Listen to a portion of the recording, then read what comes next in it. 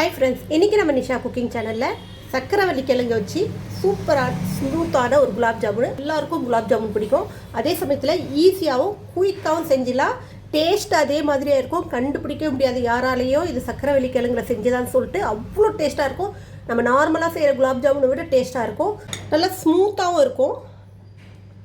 இந்த பாருங்கள் எவ்வளோ ஸ்மூத்தாக இருக்குது. இதை நீங்கள் மாவில் குலாப் ஜாமுன் மாவில் செஞ்சால் கூட இந்த அளவுக்கு ஸ்மூத்தாக வராது. அதே போல் நம்ம மாவு வீட்டில் பிசைஞ்சு செஞ்சாலும் இந்த அளவுக்கு ஸ்மூத்தாக வராது. ஸோ நல்ல ஸ்மூத்தான குலாப் ஜாமுன் டக்குன்னு ஒரு 10-15 நிமிஷத்துலேயே ஊறிடும். அந்த அளவுக்கு நல்லா டேஸ்ட்டும் செம்மையாக இருக்கும். இதை நான் இப்போ செஞ்ச உடனே உங்களுக்கு காட்டுறேன். ஆனாலும் எவ்வளோ ஸ்மூத்தாக இருக்குது பாருங்கள். இதே நீங்கள் ஒரு ½ அன் ஹவர் ஊற வச்சிங்கன்னா இன்னும் ஸ்மூத் ஆகிடும் அந்த குலாப் ஜாமுன். அந்த அளவுக்கு டேஸ்ட்டானது. ஸோ கெஸ்ட் யாராவது வந்தாங்கன்னா டக்குன்னு இந்த குலாப் ஜாமுன் செஞ்சு கொடுக்கலாம். நீங்கள் ட்ரை பண்ணி பாருங்கள். எங்கள் வீடியோ கம்ப்ளீட்டாக பார்த்து இந்த குலாப் ஜாமுன் எப்படி செஞ்சேன்னு சொல்லிட்டு லைக் பண்ணுங்கள், ஷேர் பண்ணுங்கள், சப்ஸ்கிரைப் பண்ணுங்கள், பெல் பட்டன் ஆன் பண்ணுங்கள், கமெண்ட் பண்ணுங்கள். இந்த குலாப் ஜாமுன் செய்கிறதுக்கு சக்கரவள்ளி கிழங்கு எடுத்துக்கிட்டேன். ஸோ சக்கரவள்ளி கிழங்கை எந்த அளவுக்கு உங்களுக்கு குலாப் ஜாமுன் தேவையோ அந்த அளவுக்கு எடுத்துக்கலாம்.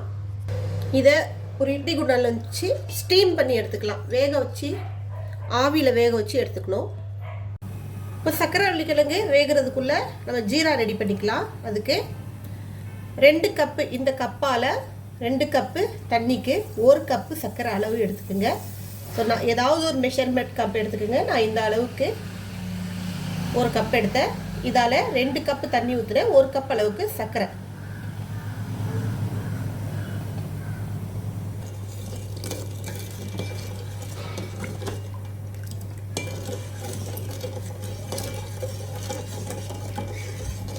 கொதிக்கும் போது இதில் கொஞ்சோண்டு ஏலக்காய் பொடி சேர்த்துக்குங்க.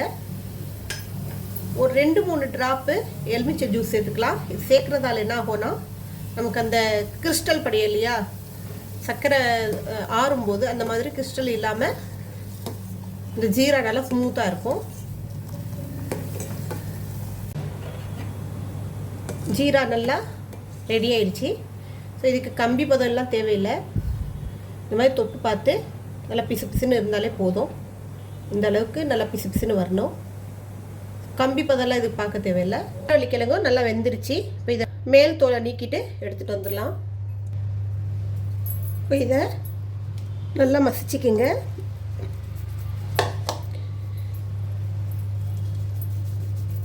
இப்போ இதை நல்லா பிசைஞ்சிக்குங்க. எங்கேயும் கிழங்கு முழுசாக இருக்கக்கூடாது. நல்லா ஸ்மூத்தாக பிசைஞ்சிக்கணும்.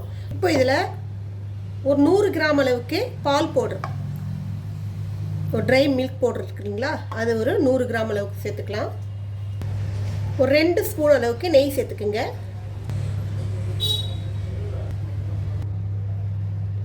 இப்போ இதை நல்லா கையாலேயே பிசைஞ்சிக்கலாம்.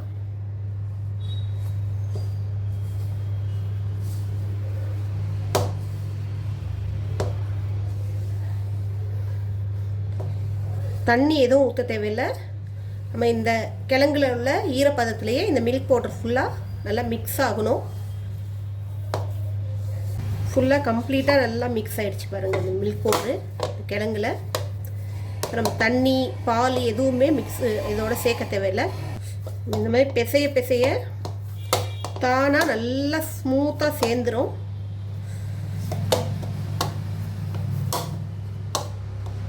இந்த 2 ஸ்பூன் நெய் ஊற்றணுமே, அவ்வளோதான். அதுக்கப்புறம் நம்ம நெய் எதுவும் யூஸ் பண்ண தேவையில்லை. தானாகவே ஸ்மூத் ஆகிடும். ஸோ கொஞ்சம் நம்ம பிசையும் போதே கையில் ஒட்டிச்சு இல்லை பாத்திரத்துலாம் ஒட்டுதுன்னா நம்ம மறுபடியும் நெய் கையில் சேர்ப்போம். அந்த மாதிரிலாம் தேய்க்க தேவையில்லை. இந்த பாருங்கள், அப்படியே நம்ம நல்லா பிசைய இது நல்லா ஸ்மூத் ஆகிட்டே வரும்.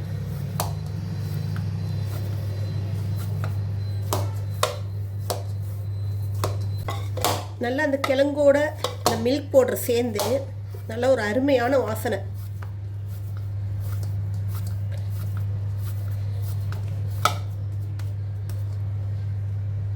நல்லா ஸ்மூத் தோவாயிடுச்சா, கையில் ஒட்டவே மாட்டேது பாருங்க. நம்ம போட்ட அந்த 2 ஸ்பூன் நெய் தான், அதுவும் நமக்கு நல்லா கையில் ஒட்டாத அளவுக்கு மாவு நல்லா ஸ்மூத் ஆயிடுச்சு. இப்போ இதுலேருந்து கொஞ்சம் கொஞ்சமாக எடுத்து நம்ம ரவுண்ட் ஷேப்லேயோ இல்லை சிலிண்ட்ரிக்கல் ஷேப்லேயோ இது ரெடி பண்ணிக்கலாம். ஸோ நான் வந்து கொஞ்சம் இந்த மாதிரி சிலிண்ட்ரிக்கல் ஷேப்பில் செய்கிறேன். ரவுண்டில் கொஞ்சம் சிலிண்ட்ரிக்கல் கொஞ்சம் செய்யலாம். சூப்பராக நல்லா ஸ்மூத்தாக, ஒருவேளை நம்ம குலாப் ஜாமுன் மாவை ரெடிமேடாக வாங்கியோ இல்லை வீட்டிலையே பிசைஞ்சால் கூட இந்த அளவுக்கு ஸ்மூத்தான ஒரு குலாப் ஜாமுனை நம்மளால் ரெடி பண்ண முடியாது. அவ்வளோ ஸ்மூத்தாகவும் அவ்வளோ டேஸ்ட்டாகவும் இருக்கும்.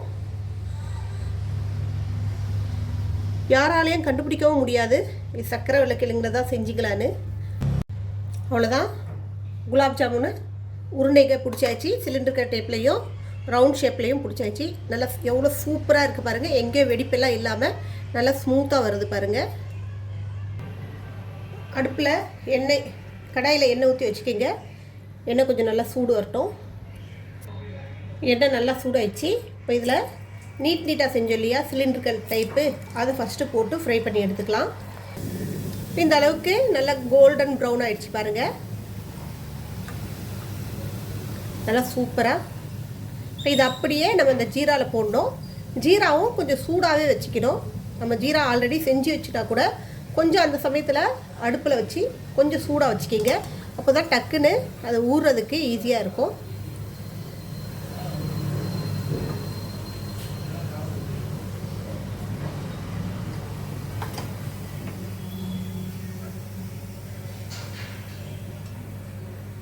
இப்போ இதுலேயே இந்த பால் டைப் போட்டுக்கலாம்.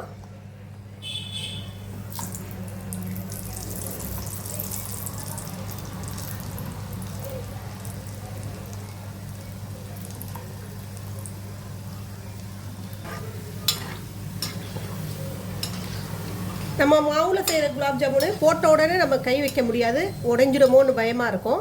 பட் இது அப்படி கிடையாது. நம்ம போட்ட உடனே இதை அழகாக இந்த மாதிரி திருப்பிட்டே வரலாம்.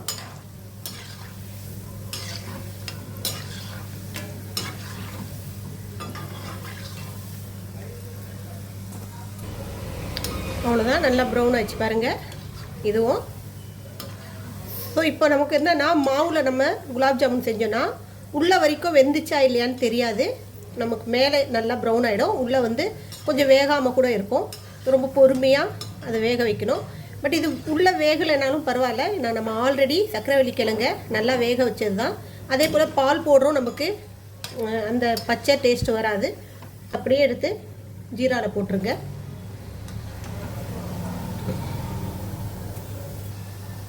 அவ்வளோதான், எண்ணெயும் அதிகம் எடுக்காது. ஊற்றின எண்ணெய் அப்படியே இருக்குது பாருங்கள். எண்ணெயெல்லாம் குடிச்சு அப்படியே ஃபுல்லாக எண்ணெயெல்லாம் அதில் ஊறி போய் இருக்காது. ஸோ நமக்கு வந்து நல்லா ஸ்மூத்தாக எண்ணெய் எதுவுமே அதிகமாக யூஸ் ஆகாமல் நம்ம ஊற்றின எண்ணெய் அப்படியே இருக்குது. அதே போல் எண்ணெயோடைய கலரும் சேஞ்ச் ஆகலை, எப்படி ஊற்றினே அப்படியே இருக்குது. அவ்வளோதான், சூப்பர் ஸ்மூத்தாக குலாப் ஜாமுன் ரெடி ஆகிடுச்சு பாருங்கள். இப்போ இதை கிட்டத்தட்ட 1 hour அப்படியே ஊற விடுங்க. 1 hour ஊறின பிறகு நம்ம சாப்பிட்றதுக்கு இது ரெடி ஆகிடும். ஸோ அருமையான குலாப் ஜாமுன். இது ஆல்ரெடி நம்ம ஃபஸ்ட்டு ஃப்ரை பண்ணி போட்டது ஓரளவுக்கு நல்லா ஊறிடுச்சு பாருங்கள், எந்த அளவுக்கு ஸ்மூத்தாக ஊறி இருக்குது.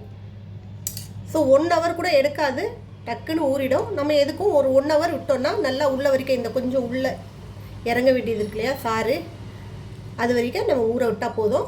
ஆனாலும் நல்லா ஸ்மூத்தான குலாப் ஜாமுன் நம்ம உடைக்கும் போதே நல்லா தெரியுது பாருங்கள் எவ்வளோ ஸ்மூத்தாக இருக்குதுன்னு சொல்லிட்டு. இதே போல் நீங்களும் ட்ரை பண்ணி பாருங்கள். நல்லா ஈஸியாக செஞ்சிடலாம். டேஸ்ட்டும் செம்மையாக இருக்கும். நம்ம குலாப் ஜாமுன் சாப்பிட்ட டேஸ்ட்லேயே இருக்கும். யாராலையும் கண்டுபிடிக்க முடியாது இது வந்து சக்கரவள்ளி கிழங்குல செஞ்சதான்னு சொல்லிட்டு. ஒரு தடவை நீங்கள் ட்ரை பண்ணுங்க, குழந்தைங்க அடிக்கடி கேட்பாங்க, நமக்கே செஞ்சு சாப்பிடணும்னு சொல்லி தோணும். ஸோ அருமையான ஸ்வீட்டு. டக்குன்னு ஒரு கெஸ்ட் வந்தாலோ இல்லை ஏதோ ஒரு ஃபெஸ்டிவ் டைம்லேயோ நம்ம இந்த குலாப் ஜாமுன் செய்யலாம். ஸோ டிஃப்ரெண்ட்டான டைப்பில் நல்ல ஸ்மூத்தான ஈஸியான இந்த குலாப் ஜாமுன் ட்ரை பண்ணி பாருங்கள். அதே போல் இது வரைக்கும் எங்கள் வீடியோ கம்ப்ளீட்டாக பார்த்த உங்கள் அனைவருக்கும் மிக்க நன்றி. இன்னும் ரெசிபியோடு உங்களை சந்திக்க வரேன். உங்களிடம் விடைபெறுவது உங்கள் நிஷா. பாய்.